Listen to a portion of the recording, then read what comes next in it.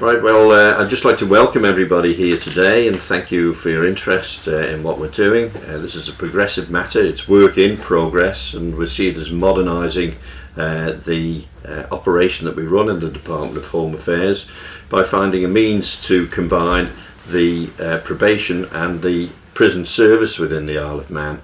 So it's a big step forward for us. It's a modernisation process, and it's a progressive matter, and it is a significant move forward, I think, for this department once it's completed. So it may be a little while before we get to the completion date, but we just wanted to acquaint you and members of the department, or staff in the departments, in the prison and the probation service, about our activities so far. So how do you believe this integration will benefit both parties, if you like? I just think this is a great opportunity to actually merge two services. In many respects we deal with the same client group, and we may find that there's some duplication and replication, and as with other aspects of transforming government, what we're aiming to do is to try and eliminate some of that.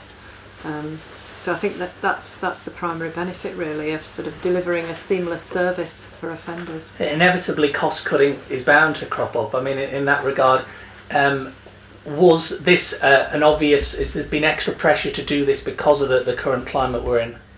Well, perhaps I can answer that, and I think the answer is no. That's not extra pressure. I think this is a logical move, and it's been in the pipeline for quite some time.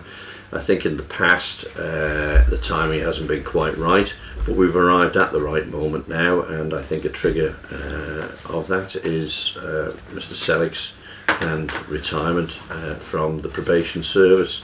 So that's been the genesis of this, really. I think that opportunity to re-examine our situation and see how we can do things better.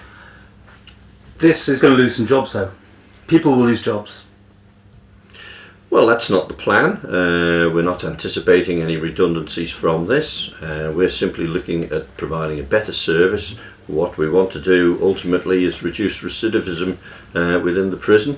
We want to try and reform people who've been to prison, stop them coming back into the prison service. We don't want this cycle to continue, so that's something we'd like to try and break if we can. We feel that having this joined up approach to things will help us achieve that aim.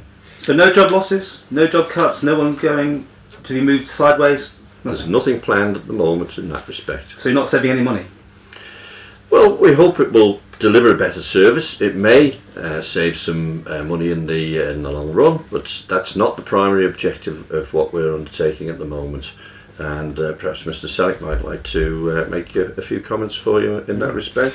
I think the key thing really is the holistic bit, that we've already spent a large amount of the best part of the last year getting things more into line, in particular with the police as well. So albeit that this is the probation service and the prison service merging, the police are going to be a key player as well.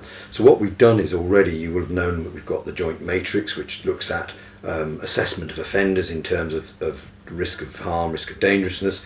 That's already up and running. So what we're looking to do here is to actually have a much more streamlined but more holistic and seamless, as Alison said, that's the key word, so that you start off with the police. Usually you go this way, you go through the probation service, possibly on to the prison service, and then round again. And what we're trying to do, as the Minister's already said, is to stop that round, that revolving door, which the whole of the criminal justice always refers about, the revolving door syndrome. We want to stop that.